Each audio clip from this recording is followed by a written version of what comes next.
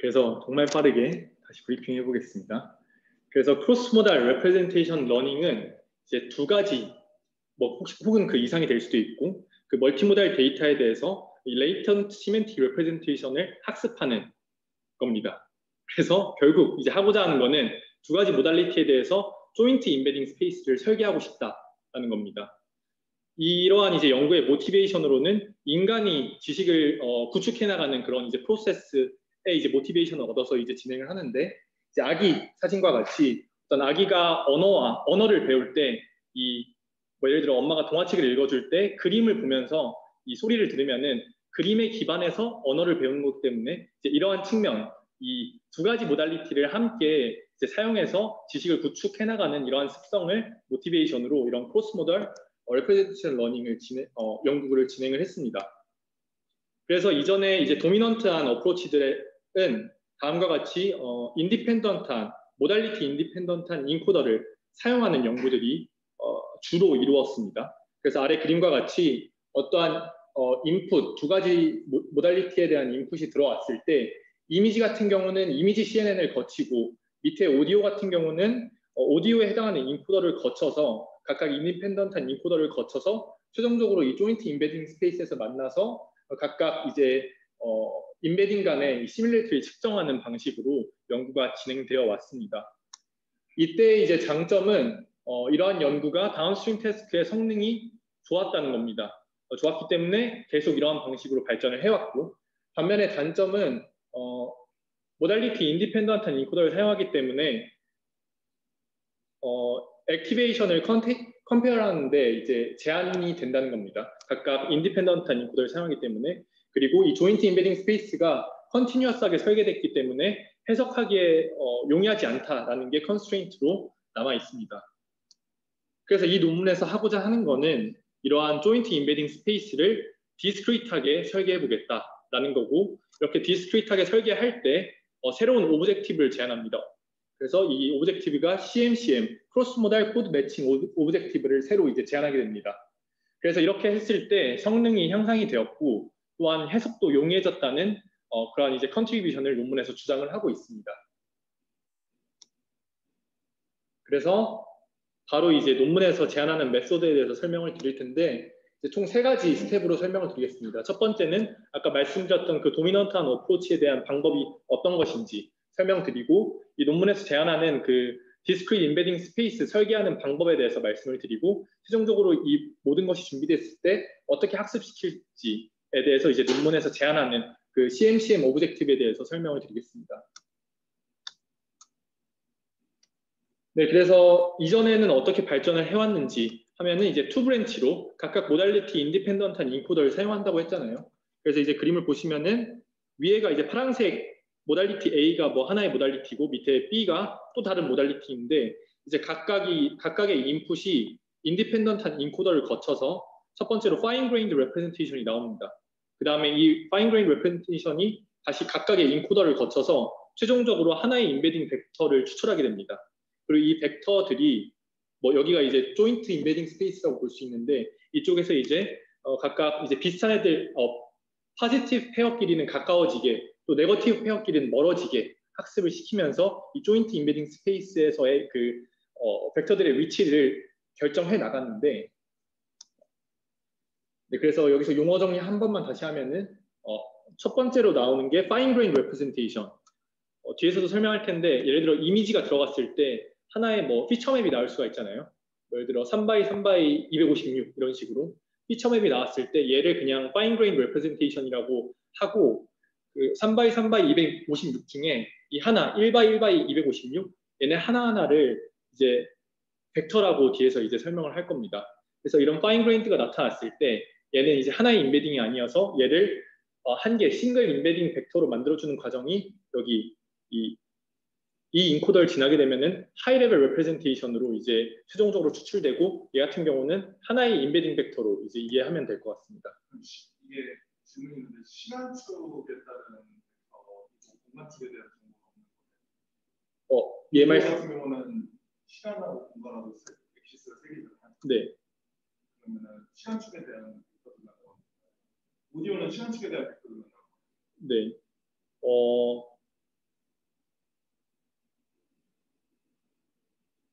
일단 비디오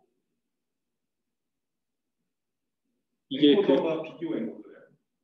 엔코더 같은 경우는 지금 이 논문에선 비디오도 이제 인풋으로 받기도 하고, 그러니까 엔코더가 CNN이면은 3D CNN이면 3D CNN을 사용합니다. 그러니까 이 방법론이 현재 현존하는 그 연구들에 끼워 넣는 방식으로 지금 수행이 됐거든요. 그래서 그 비디오와 뭐 오디오 관련된 그 어떤 네트워크에 이걸 이제 끼워 넣었을 때 그 현존하는 네트워크가 3D CNN을 사용해가지고 네, 템포럴 정보가 그러면 파인그레인드의 엑시스가 템포럴 엑시스인 거. 네, 맞습니다. 그리고 밑에 오디오는 이제 템포럴한 정보 담고 있는 거고, 얘를 뭐 예를 들어 에버리지 플링 같은 걸로 최종적으로 하나의 인베딩, 이런 템포럴이나 스파셜한 정보들을 한 번에 이제 에버리지 플링 해가지고 최종적으로 이제 하이 레벨 레프레젠테이션으로 하나의 벡터로 만들어줘서 그다음 이제 걔네들 간의 이제 매트릭 러닝을 이제 진행을 합니다. 이제 로스들이 이러한 이제 방법론에서 여러 가지가 사용됐지만은 이 논문에서는 이 MMS 로스라는 걸 사용하게 됩니다. 그래서 이 MMS 로스 같은 경우는 마스크 마진 소프트맥스입니다. 소프트맥스 그냥 소프트맥스로 이제 볼 수 있는데 위에 이제 익스포넨셜에 들어가는 값이 시밀러리티를 측정하는 값이 들어가게 되고 앞에 이 Z 같은 경우는 하이 레벨 레프레젠테이션 벡터들입니다. 그러니까 여기 이 Z들 하이 레벨 레프레젠테이션 벡터들이 이제 이 시밀러리티를 측정해가지고 최종적으로 소프트맥스를 구하는데, 이때 이제 여기 마진 M을 하나 빼주거든요. 파지티브 페어에 대해서. 얘를 빼주게 되면은 당연히 이제 시밀러리티가 높을수록 더 여기 S 값이 이제 크게 나타날 텐데, 얘를 강제로 이 마진을 줘가지고 빼주면은 아무리 이제 비슷하게 예측을 해도 이제 마진으로 좀 깎아주는 거죠. 그러면 이 네트워크가 이제 학습할 때 이 값을 더 높이기 위해서 이제 유도를 할 수 있다고 합니다. 그래서 이런 식으로 이제 MMS 로스를 사용해서 파지티브 페어끼리는 가까워지게, 이 시밀러리티가 높아지게, 그리고 네거티브 페어끼리는 시밀러리티가 작아지게끔 이제 유도를 할 수 있다고 합니다. 그래서 이러한 방법이 이전에 프리도미넌트한 어프로치에 대한 설명이었고, 앞전에 제가 이제 설명드렸던 그 사진으로 다시 말씀을 드리면은 이해하시기가 쉽겠죠. 각각 이제 모달리티 인디펜던트한 인코더를 거쳐가지고 이런 조인트 인베딩 스페이스에 모여가지고 여기서 MMS 로스를 적용한다라고 이제 보시면 될 것 같습니다. 그래서 두 번째로는 이제 Shared Discrete Embedding Space에 대해서 설명드리겠습니다. 이거는 이제 이 논문에서 제안하는 또 방법이고, 그래서 이 그림은 이제 앞에서 설명드렸던 프리도미넌트한 어프로치인데, 이때 이제 가장 이제 마지막에 컨티뉴어스한 shared embedding 벡터들을 사용하게 되면은 해석하기에 불편하다는 점이 있다고 말씀드렸었잖아요. 그래서 이 논문에서는 벡터 퀀타이제이션 메커니즘을 사용해서 좀 더 해석에 용이한 그러한 인베딩 스페이스를 만들어 보자라고 이제 제안합니다. 그래서 지금 여기 이 동일한 피규어에서 가운데 부분에 어떤 새로운 인베딩 스페이스를 하나 더 설계하게 됩니다. 그래서 중간에 이 BQ가 들어간 어떤 인베딩 스페이스를 설계하게 되고, 그래서 이 벡터 퀀타이제이션에 대해서 잠깐만 말씀을 드리면은 벡터 퀀타이제이션 레이어는 유립스 2017년도에 이 BQVA 논문에서 이제 처음 소개되었고, 현재 이제 많은 태스크에 이 BQ가 적용되고 있습니다. 그래서 간단하게 설명드리면은 일단 뭐 인코더, 그 오토 인코더 구조에서 인코더의 아웃풋이 보통 바로 디코더로 들어가게 되는데, 여기서 이제 어떤 퀀타이제이션 이 코드북을 이 논문에서는 제안을 합니다. 이 BQVA 논문에서. 그러니까 퀀타이제이션 코드북을 갖고 있어서 우리가 사용할 수 있는, 디코더로 입력할 수 있는 그 벡터들의 개수를 딱 정해놓는 거예요. 몇 개를. 그래서 인코더에서 아웃풋이 나왔을 때 이 인코더의 아웃풋이 쓸 가장 가까운 그 어떤 벡터에 퀀타이즈 시켜가지고 걔만 디코더에 넣어가지고 이제 최종 결과물을 뽑는 방식입니다. 그래서 그때 이제 코드북이라는 거는 이 벡터들을 모아놓은 어떤 딕셔너리라고 보시면 될 것 같고, 그 코드북 안에는 뭐 픽스 사이즈의 어떤 벡터들이 존재하게 됩니다. 여기 같은 경우는 뭐 V개의 벡터들이 있게 되고, 디코더에 입력으로 들어가는 거는 딱 얘네들만 들어가게 되는 거예요. 이 V개의 벡터만. 그래서 이 하나하나를 코드 워드라고 부릅니다. 그래서 코드북 안에 있는 코드 워드라고 이제 이해하시면 될 것 같고, 네, 그래서 이 논문에서는 이 중간에 이런 벡터 퀀타이제이션 레이어를 사용해서 좀 shared discrete embedding space를 설계하고자 합니다. 그래서 최종적으로 그 하이 레벨 레프레젠테이션을 어떻게 뽑느냐라고 했을 때 첫 번째로 제가 맨 앞에 설명드렸던 그 도미넌트한 어프로치 방법대로 어떤 이 파인 그레인드 레프레젠테이션으로부터 하나의 그 하이 레벨 레프레젠테이션을 뽑아내고, 그렇죠? 이건 아까 설명드렸던 그 루트이고, 두 번째로 이 파인 그레인드 레프레젠테이션이 프로젝션 네트워크를 거쳐가지고 벡터 퀀타이제이션 레이어에 들어갈 수 있는 인풋으로 만들어줍니다. 그 다음에 얘를 하나하나 퀀타이즈를 시킵니다. 벡터들을. 그래서 이 퀀타이즈된 벡터들을 다시 인코더를 거쳐서 하나의 인베딩 벡터로 만들어 주어서 앞에서 구했던 인베딩 벡터와 엘리멘트 와이즈로 더해가지고 최종적으로 하이 레벨 레프레젠테이션을 만들어낸다고 합니다. 네, 혹시 여기까지 이해되셨나요? 네, 그래서 이 논문에서 주장하는 거는 디스크릿으로 모든 걸 대체하겠다가 아니라 기존에 있었던 그 컨티뉴어스한 루트는 유지한 채 중간에 파인 그레인드에서 퀀타이제이션 하나 넣어가지고 또 새로운 정보를 하나 뽑아내서 거기 그 두 정보를 합쳐서 최종적으로 이 하이 레벨 레프레젠테이션을 만들겠다는 겁니다. 그래서 프로젝션은 쉐어된 거예요? 하나 각각입니다. 프로젝션은. 지금 여기에 있는 프로젝션과 인코더 같은 경우도 각각입니다. 왜냐면은 얘네들도 각각 사이즈가 다르기 때문에 파인 그레인 레프레젠테이션들도 각각 모달리티 인디펜던트한 네트워크이고, 프로젝션과 인코더 같은 경우도 뭐 FC 레이어들로만 이루어져 있다고 합니다. 프로젝션은 액티베이션 펑션 없이 그냥 FC 레이어 액티베이션이 잡힌 없을 것 같은데. 네. 그래서 리니어 그냥 한 개 사용했다라고 이제 봤던 것 같고, 인코더 이쪽도 마찬가지로 리니어 뭐 한 개 사용했다라고 이제 언급이 없으면 리니어 한 개 사용했다라고 이제 이야기를 하고 있습니다. 네, 그래서 이렇게 최종 전체 아키텍처가 준비됐을 때 학습시키는 방법론으로 이제 CMCM 오브젝티브를 제안합니다. 이 논문에서는 크로스 모달 코드 매칭입니다.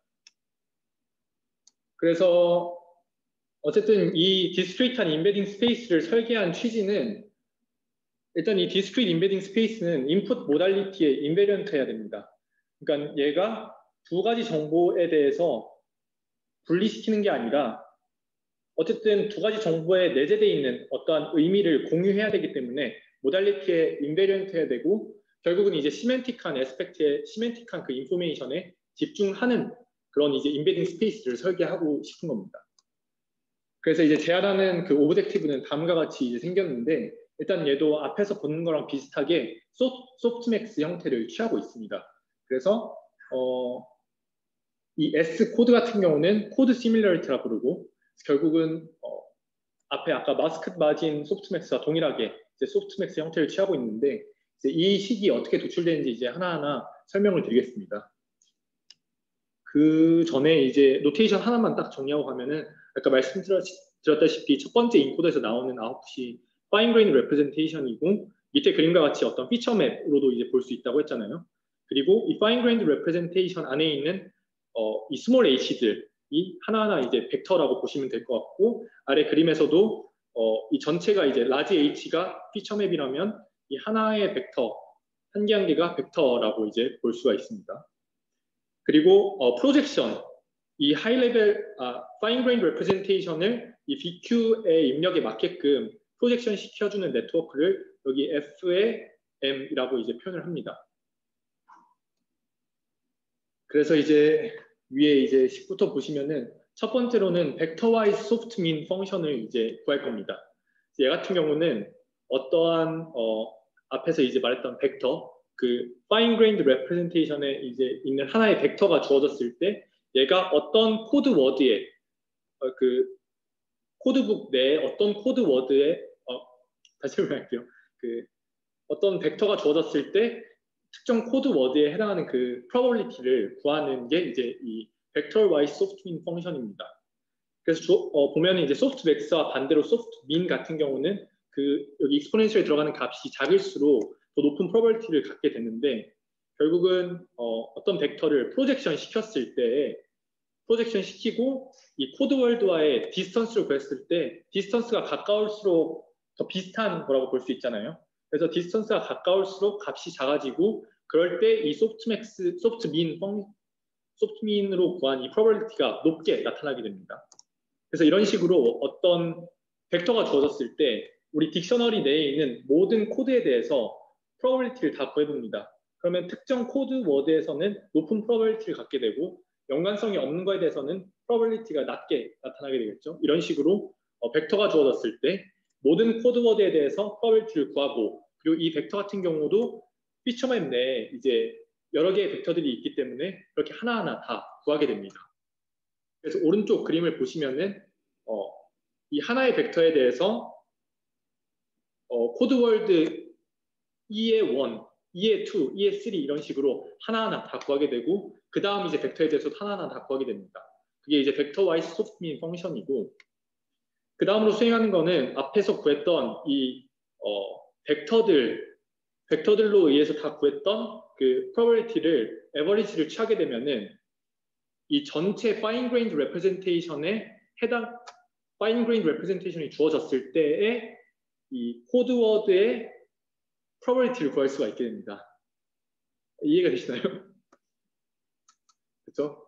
그래서 이제 첫 번째로 구했던 거는 벡터별로 코드 워드의 프로버빌리티를 구했고 얘네들이 다 준비되면은 평균을 취하게 되면은 이 전체 fine grained representation이 주어졌을 때에 각 코드별 프로버빌리티를 구할 수 있게 됩니다.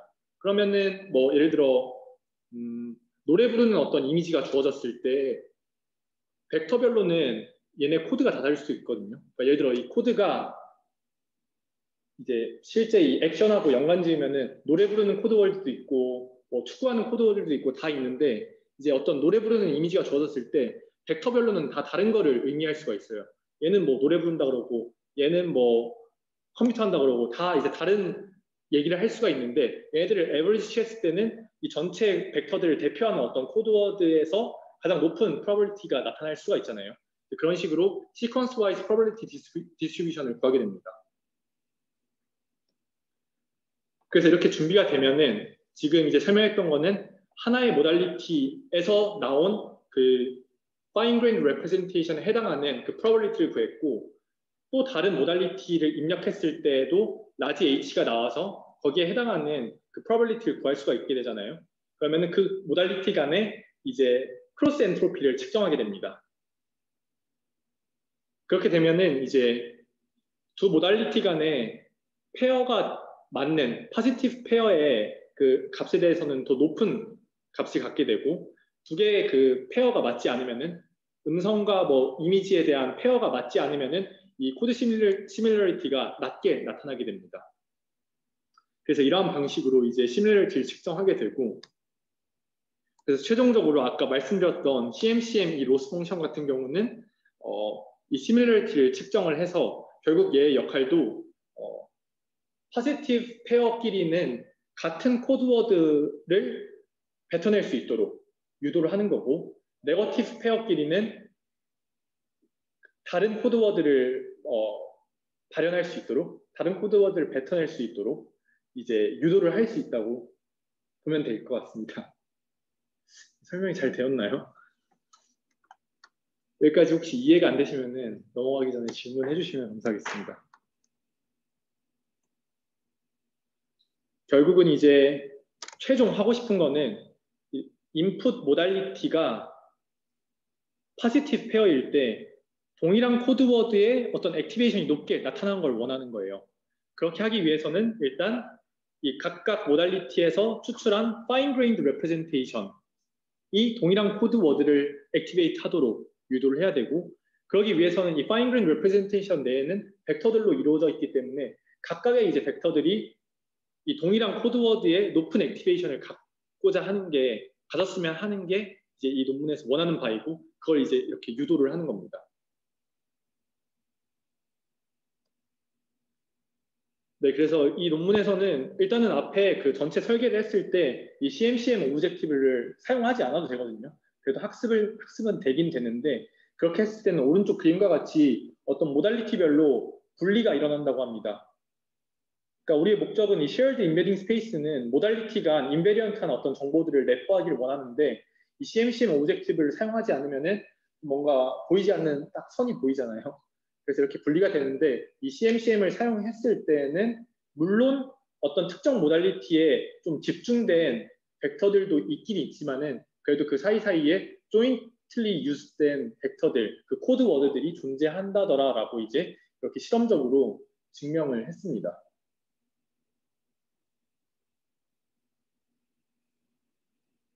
네, 그래서 서머리를 하자면은 일단은 기존의 그 프리도미넌트한 어프로치를 버리는 게 아니라 사용은 하긴 할 겁니다. 사용을 해서 그때 이제 사용하는 게 이 MMS 로스인데 이것뿐만이 아니라 이 중간에 discrete embedding space를 설계를 해서 좀 더 해석에 용이한 그러한 이제 joint embedding space를 설계를 했고 그때 이제 사용하는 게 이 CMCM 로스라고 볼 수 있어서 얘네 두 개를 다 더한 채로 이제 학습을 시키게 됩니다. 얘네 두 개 값을 미니마이즈 하는 방식으로 전체 아키텍처를 학습시킬 수 있다고 합니다.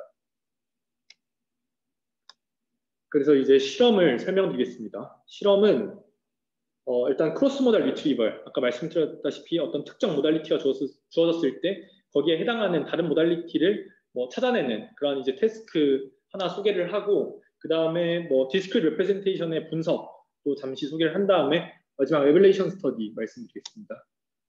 그래서 아까 교수님께서 질문하셨을 때 제가 말씀드렸다시피 이거는 이 단독으로 어떤 새로운 아키텍처를 제안한다기보다는 기존에 있었던 연구에 끼워 넣을 수가 있습니다. 그래서 총 3가지 태스크에 대해서 끼워 넣어봤고 비디오 텍스트, 비디오 오디오, 이미지 오디오 리트리벌 태스크에서 제안했던 어떤 논문에서 제안한 아키텍처를 베이스라인으로 이 연구에서 제안한 그 디스크릿 임베딩 스페이스를 끼워 넣어봤습니다.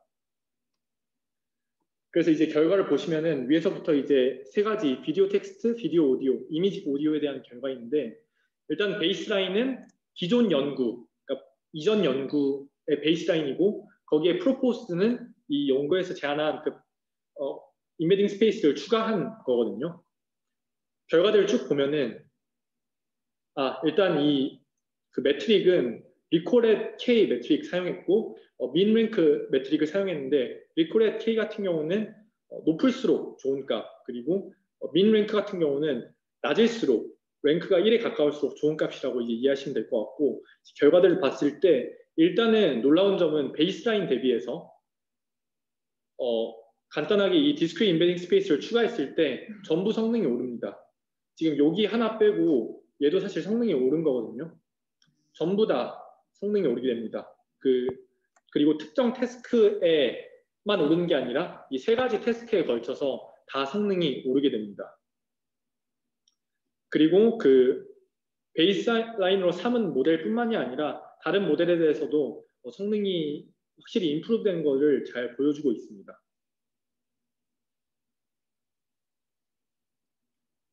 네, 그리고 두 번째로 진행한 게 그렇다면 이 디스크릿 임베딩 스페이스가 얼마나 이런 시멘틱한 정보를 잘 담고 있는가에 대해서 분석을 진행을 했고 일단 예시로는 비주얼 액션과 스포큰 워드에 대한 어떤 코레스판던스를 측정을 해봤습니다.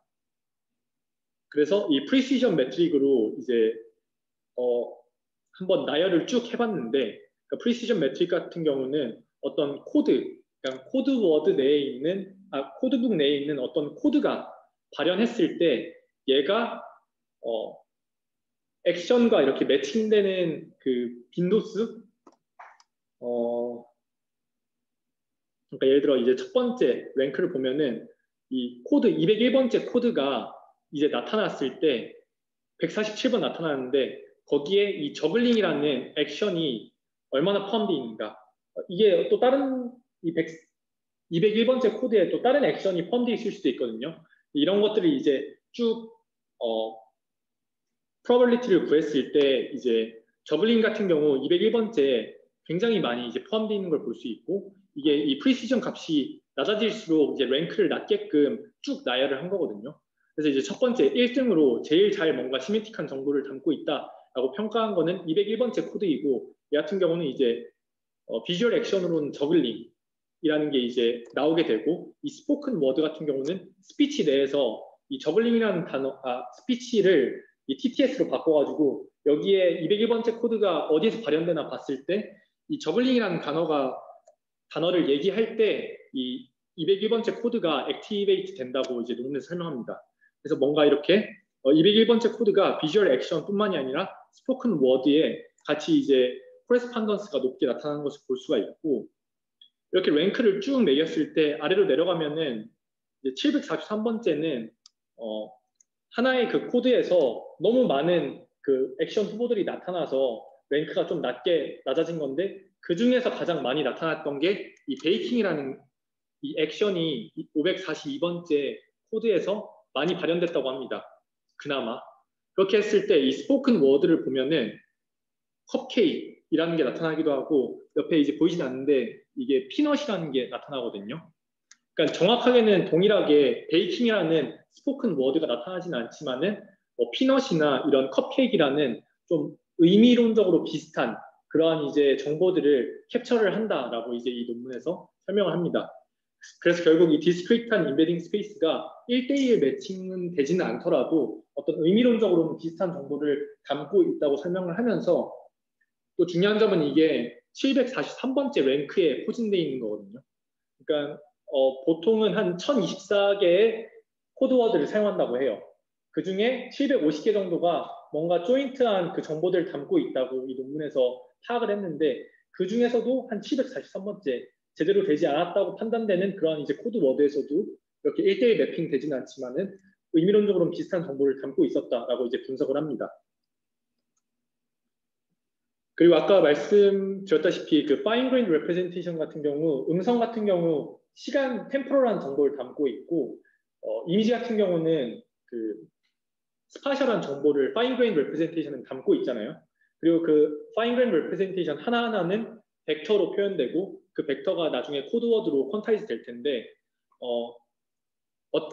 아까 앞에서 분석한 걸 토대로 예를 들어 이 드럼이라는 코드워드 액션이 가장 많이 발생했던 코드워드를 한번 비주얼라이즈 했더니, 이미지에서는 다음과 같이 이제 빨갛게 이 드럼 쪽에 비주얼라이즈 되는 걸 볼 수 있었고, 음성에서도 드럼셋이라는 걸 얘기할 때 이 드럼 쪽에서 어떤 액티베이션이 높게 나타나는 것을 이제 비주얼라이즈 했습니다. 오른쪽 그림들도 마찬가지로 이제 아기가 우는 모습에서 이 crying이라는 어떤 그 액션에 대해서 코드워드를 비주얼라이즈 했을 때 얼굴 쪽에서 비주얼라이즈 되고, 음성도 동일한 위치에서 이 액션에 해당하는 부분에서 액티베이트 되는 것을 잘 비주얼라이즈를 했습니다.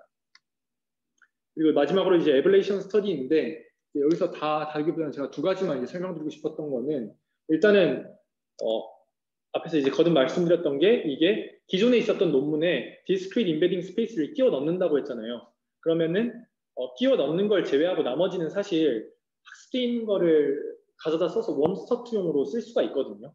그래서 웜스터트를 사용을 했었어요, 이 논문에서는. 근데 웜스터트를 사용하지 않고 끼워 넣은 다음에 한번 스크래치부터 학습을 시켜봤더니 일단 프로포스된 성능보다는 확실히 떨어지는 걸 볼 수 있었습니다. 그래서 이 논문에서는 아무리 이거를 삽입한다고 해도 이니셜라이즈가 중요한 것 같다라고 이제 분석을 하고 있고, 그리고 두 번째로는 아예 그 컨티뉴어스한 정보들을 다 버려버리고 한번 디스크리트하게만 설계를 해보자라고 해서 이제 디스크리트 인베딩 스페이스만 갖고 이제 설계를 해봤더니 성능이 굉장히 안 좋아지는 것을 확인을 했습니다. 그래서 이를 통해서 물론 디스크리트한 그 인베딩 스페이스가 해석하는 데 용이는 하지만은 이 다운스트림 태스크에 대해서는 취약한 점이 분명히 존재하기 때문에 이 두 가지 스페이스 간에 트레이드오프가 존재한다라고 이제 논문에서 설명을 합니다. 그래서 이제 결론은 이제 이 논문에서는 그 프리도미넌트한 어프로치들을 버리자가 아니라 여기서 디스크리트한 어떤 인베딩 스페이스를 추가를 해서 좀 더 해석에 용이하고 또 성능을 높일 수 있는 방법에 대해서 제안을 했고, 이때 이제 새로운 오브젝티브를 제안해서 이 전체 아키텍처가 안정적으로 학습할 수 있도록 유도를 해 주었습니다. 그리고 이렇게 했을 때 이제 결과론적으로는 성능도 임프루브되고, 확실히 이 코드워드, 각각의 코드워드가 개별적인 의미들을 내포한다고 했기 때문에 해석하기에도 더 용이해졌다는 점이 있을 수 있습니다. 이 논문에서 제안하는 이제 further research로는 이러한 모달리티가 지금은 계속 인풋으로 2개 모달리티만 사용했었는데 2개뿐만이 아니라 뭐 3개든 그 이상으로 모달리티를 사용을 해서 이 인베딩 스페이스를 설계하는 거를 이제 further research로 잡고 있는데 논문에서는 가능하다고 얘기를 하더라고요.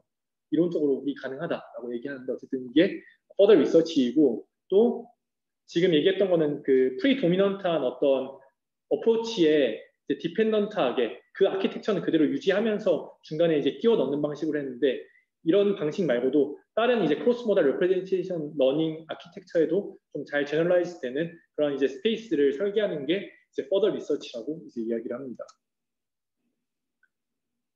네, 그래서 저도 지금 이러한 연구에 좀 관심을 갖고 이제 계속 보고 있는데 확실히 저도 벡터 퀀타이제이션에도 관심을 가져서 그걸로 막 계속 하고 있었는데 이러한 논문들을 읽으면서 각각에 대한 그 트레이드오프도 잘 확인을 해야 될 것 같고 역할, 그러니까 무작정 사실 벡터 퀀타이제이션이 너무나도 요즘 많이 쓰여가지고 무조건 이게 좋은가 싶어가지고 쓰고 있었는데 각각의 이제 트레이드오프나 역할에 대해서도 분명히 파악을 해서 좀 사용을 해야 될 것 같습니다.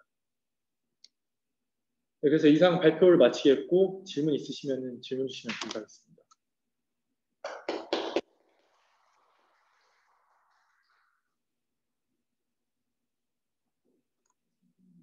네.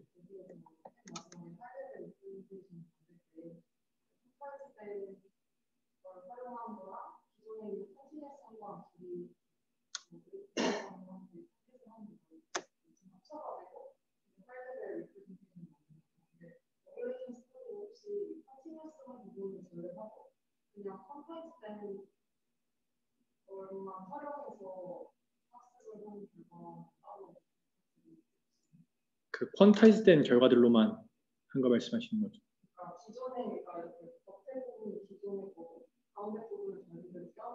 네네. 아, 네네.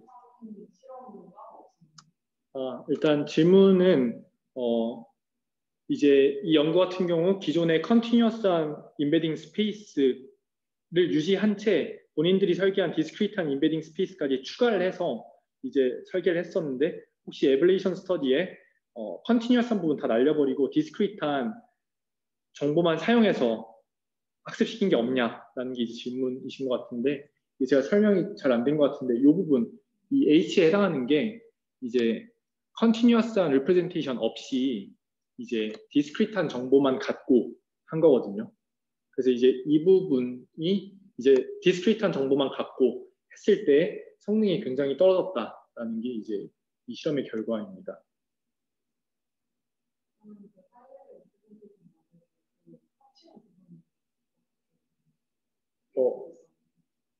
제가 봤을 땐 이 부분이 그 엘리먼트 와이스로 애드한다고 저는 읽었었거든요. 두 가지 정보를.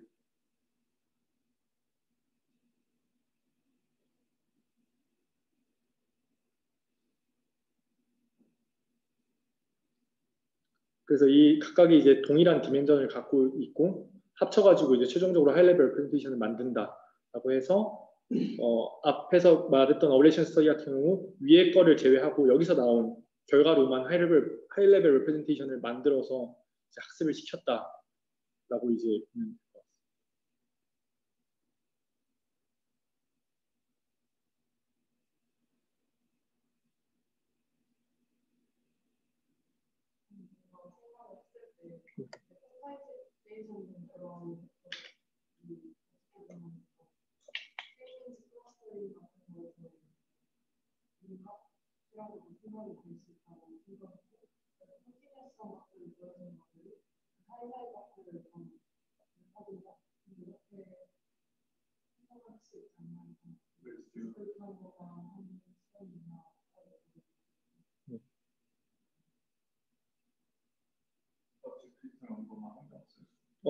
네.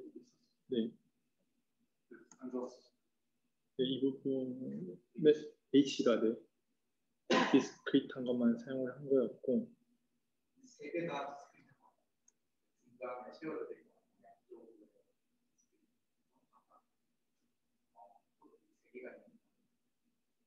되고 제가 이해했을 때는 사실 논문에서는 그냥 짧게 나와 있어서 제가 이해하는 거는 이 윗부분을 아예 제외를 하고 이 중간 부분만 이제 사용을 했고, 그리고 얘 같은 경우는 코드가 이제 정해져 있는데 한 번 더 이 FC를 거쳐가지고 리니어 레이어를 거쳐가지고 또 이제 변형을 시켜주거든요.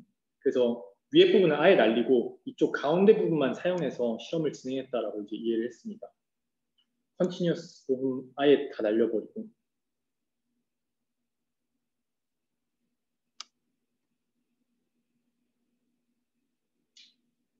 그 벡터 컴파일레이션 할 때, 파인 그레인드 리프레젠테이션 벡터가 여러 개잖아요. 네. CMCM 할 때는 어그리게이션을 해주는데 시퀀스와이즈 프로버빌리티 디스트리뷰션을 만들어주는데, 네. 근데 벡터 컴파일레이션 할 때는 어떻게 되는 거예요? 컴파일레이션 할 때는 여러 개로 컴파일이 될 거거든요. 네. 파인 그레인드 개수만큼, 벡터 개수만큼 퀀타이즈 개수가 나오는데 그거 어그리게이션 하는 거는 엔코더에서 또 바꿔서 했습니다. 저 엔코더 A 코드, 벡터 A 코드, FD 코드, 네. 어그리게이션 한번 해주는 거예요. 네, 네, 맞습니다. 그러니까 여기 파인 그레인드 나와가지고 각각 벡터별로 다 퀀타이제이션 시킨 다음에 최종적으로 여기서 이제 어그리게이션 해주면서 하나의 그 인베딩 벡터로 만들어 줍니다. 네.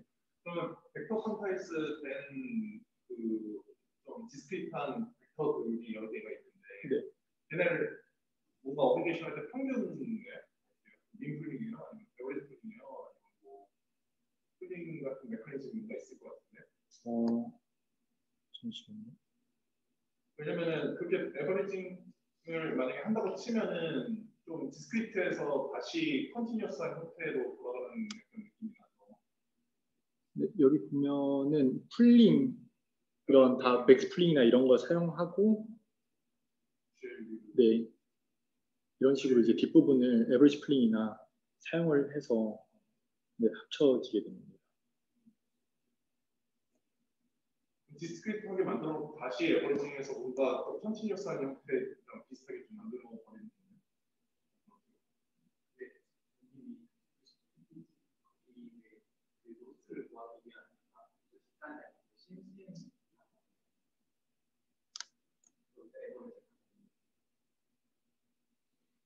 아니요, 제가 질문한 거는 벡터 컨세이션 후예요.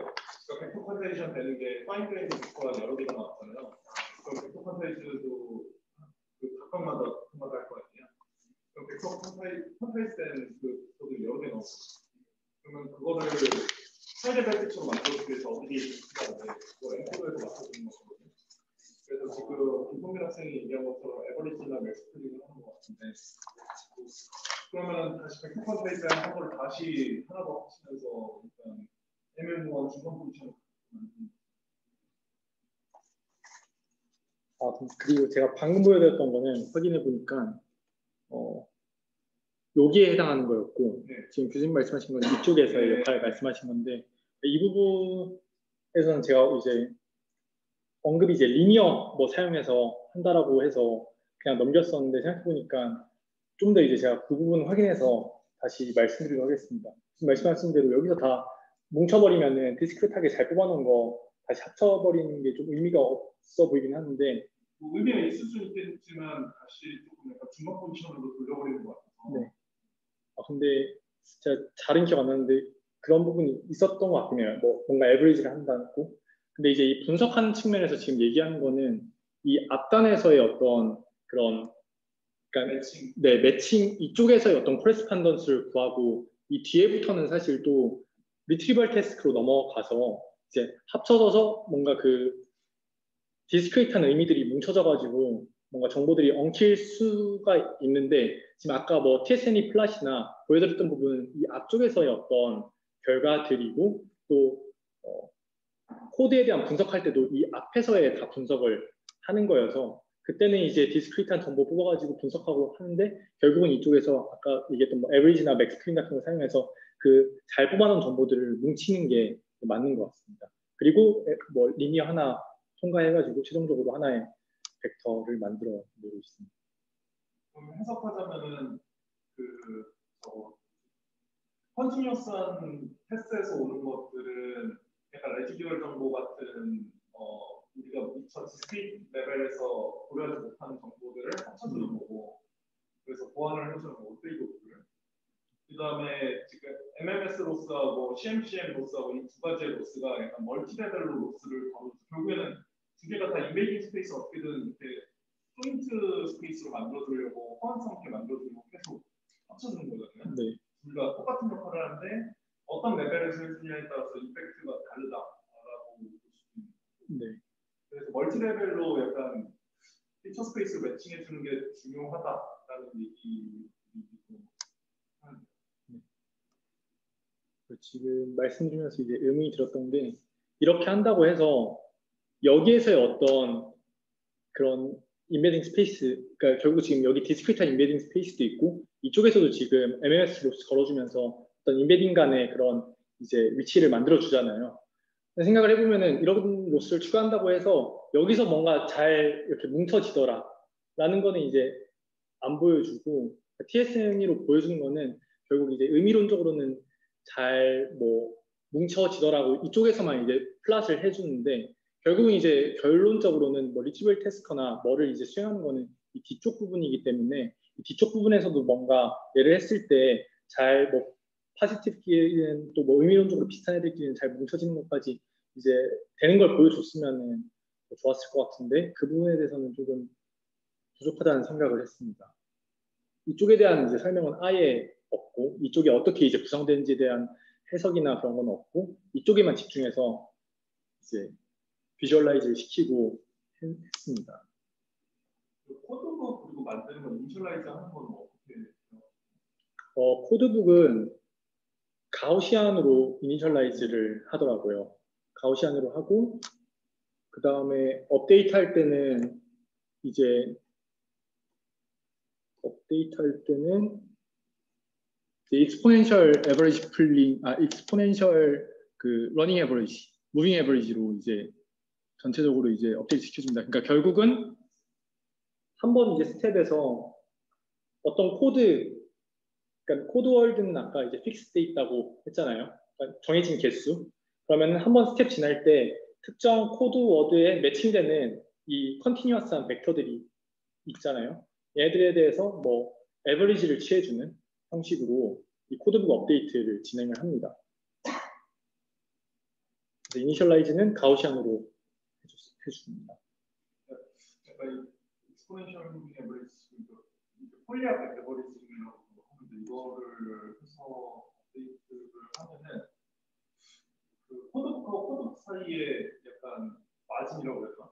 이게 팀공이 퍼져 있어야 아까 컨티뉴어스 쪽에서 오는 애가 더해졌을 때 그 사이를 아까 메꿔준 이펙트가 분명히 있을 것 같은데 만약에 가우시안 랜덤으로 했을 때 얘네들이 조금 콜렉팅된 애들이 하나씩 있다라고 하면은 이니셜이 안 좋지 않을까?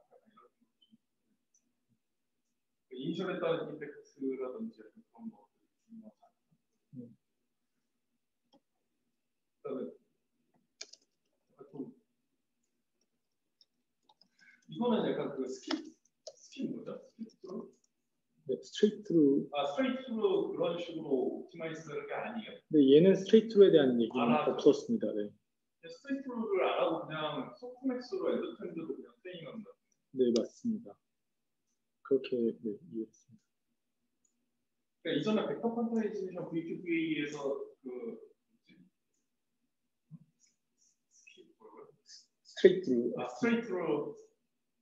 스트레이트로 그거를 하는 이유가 약간 소프트맥스의 어그리게이션하는 그 웨이트들이 생각보다 덴스해서 약간 자꾸 에버리징 임팩트가 나와서 약간 그 디스크립트한 애들이 고유하게 있지 못하려고 서로 영향을 너무 디펜던시를 많이 줘서 그게 문제라서 그냥 그런 거 다 끊어버리고 디스커넥션 해버리고 그냥 딱 하나 지금 매핑되는 애들을 그냥 넘겨가는 식으로 스트레이트로 했던 거라고 생각을 했는데 이것도 다시 소프트맥스를 다시 돌려놔서 그러면 사실 스트레이트를 안 해도 VQVA가 잘 쓰는 거 아닌가? 그거를 했는데 이 스트레이트를 네, 무빙 에버리지는 그냥 코드북 학습시킬 때만 하고 스트레이스루가 제가 알기로는 그 그레디언트가 뒤에서 그러니까 디코더 쪽에서 흘러오던 것도 넘겨주려고 한 것 같은데 여기서는 그걸 안 쓰고 코드북 따로 학습시키고 뒷부분은 그 MMS 소스에 의존해서 학습시키게 하고 앞쪽은 CMCM 사용해서 학습을 진행을 한 걸로 이제 이해를 했습니다. 스트레이스루에 대한 이야기가 없었고요. 코드북은 사실 그 패스가 지금 그레디언트가 디코더 쪽에서 있는 게 벡터 컨텐션 모듈에서 패스가 두 개거든요. 하나는 엔코더 쪽으로 가는 거고 하나는 코드 쪽으로 흘러가는 건데 코드북은 뭐 풀리한 레버리징으로 데이터 하나 이런 게 기존에 뭐 메모리 네트워크나 이런 거 할 때는 일반적인 거였으니까 이해를 하고 치는데 그러면 엔코더 쪽으로 가는 그레디언트가 그 스트레이트로 하면은 좀 스파스한 그레디언트 같잖아요. 하나의 다이렉트적이고 소프트맥스 하면 그레디언트가 이게 분산돼서 웨이트 된 것만큼 쫙 퍼져나가거든요. 그러면 똑같은 그레디언트가 웨이팅돼서 다른 데로 들어가니까 그레디언트가 약간 믹싱되는 그런 이펙트가 있어서 그게 안 좋았나? 라고 생각을 했었는데 이건 다시 그 소프트맥스 같은 스키임을 다시 쓰는 것 같아서 아이가 원래 그래서 안 쓰고 그냥 원바이 원으로 그냥 안에 그냥 가어가지고 있어. 근데 이게 왜 다시 코드북을 놓고 따로 정치를 놓고 코드북을 무시하면서 나가는 생각이 들어가지고 이제 그게 더 편할 수도 있는데 코드북 업데이트를 따로 해주는 느낌이 아니고 가면 소프트맥스 할 때는 약간 코드북 자체가 그레디언트가 업데이트 그냥 컨버전 안에 네트워크 안에 있어가지고 약간 VQB를 구현하는 방법들에 대해서 명확하게 스터디가 없어서 그런 것 같아요. 그러니까 뭐가 좋다 이런 스터디 없이 그냥 이렇게 하면 더 잘 될 것 같은데 하고서는 그냥 써버리고 분석 없이 그렇게 한 것 같은 느낌이 들어서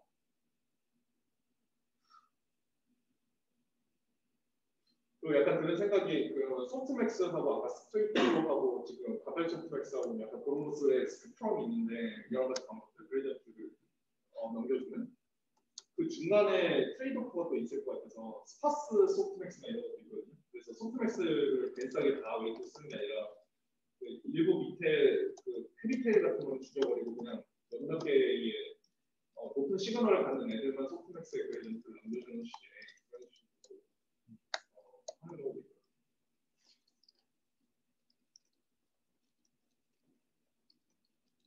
벡터 컨텐션 모듈 쪽에 약간 어설픈티가 좀 있는 것 같아요. 원스타트 쪽은 어떤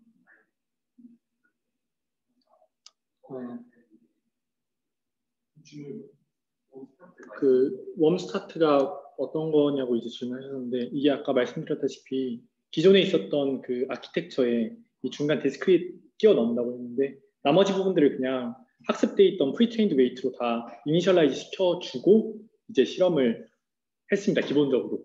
근데 그걸 이니셜라이즈를 안 하고 그냥 스크래치부터 이제 애들이 바로 이 CMCM이랑 MMS로 했을 때는 성능이 그만큼 나오지가 않다더라라고 이제 하는 설명이었습니다.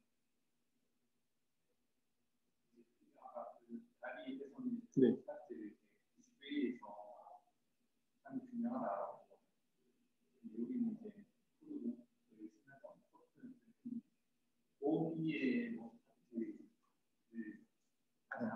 네, 코드에는 뭐 그 이니셜라이즈 안 해줬고, 네.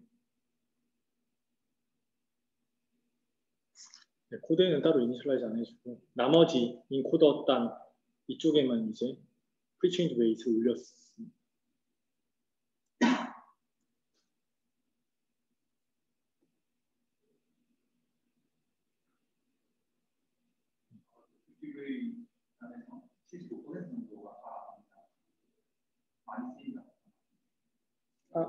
네. 아까 뭐 1000개 중에 뭐 750개 정도가 뭔가 1000개 중에서 한 750개 정도가 뭔가 경향성을 보이더라. 그런 시멘틱한 정보들. 다른 이뿐만이 아니라 네. 다른 이러한 시스템이나 그림이나 쓰는 곳에서 다 이걸 받습니다. 그러면 이제 뜻하는 중간에서 그런 거를 친다. 그런 프로타입들을 친다. 새로 이제 그런 것들을 버리고 새로운 거 생성시킨다. 그런 식으로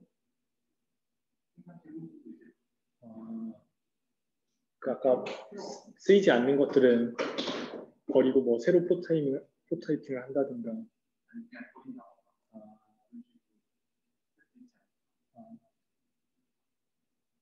그러니까 아까 뭐 보통 코드워드를 한 1000개 정도, 1024개 사용하는데 그 중에 750개 정도에서의 경향성을 이 논문에서 이제 담아왔거든요. 750개 정도가 어떤 시멘틱한 정보들을 포함하는 것 같다. 남현 학생이 얘기한 거는 이 학습하는 중간에 750개만 어느 정도 액티베이션 되고 이제 의미가 포함되는 걸 보인다면 나머지 250개를 학습 중간에 버리거나 하는 방법에 대해서 조금 네.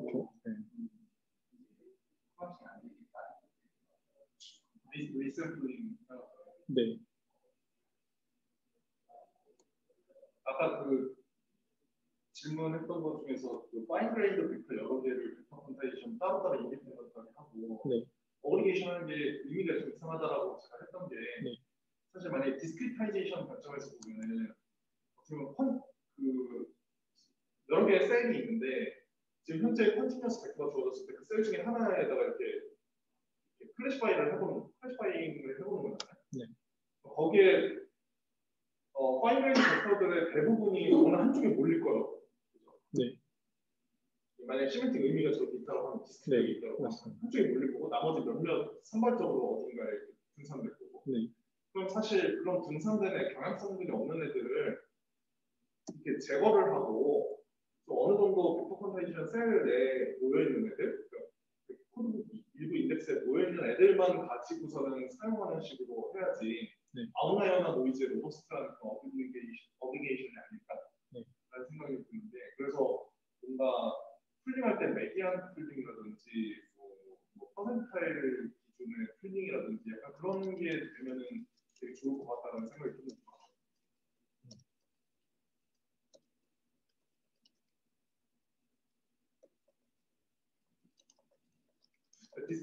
이렇게 하면 디스크리트한 게 의미가 있죠. 왜냐하면 벡터 컨티뉴어스의 멀티 디멘저널 벡터를 메디안 풀링하는 거는 사실 기준이 없어요. 할 수가 없잖아요. 메디안 풀링. 그러니까 각 엘리먼트마다 메디안 풀링을 하는 게 무슨 의미가 있을까? 라고 생각하시는데 그 벡터 콘타이스텐트 셀 내에서 들어가 있는 애들로 이제 많이 보충된 애들만 가지고 몇몇 개는 가지고 걔네들을 뭔가 몇 개를 싸져가서는 풀링하면 그건 의미는 네. 벡터 콘타이션과 퍼센타일 기반의 어떤 풀링 방법이 굉장히 조합이 좋지 않을 것 같습니다.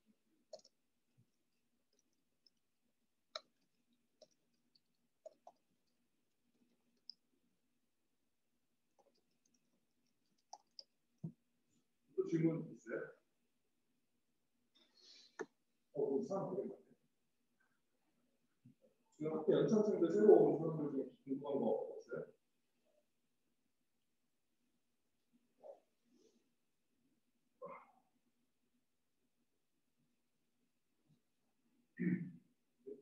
무슨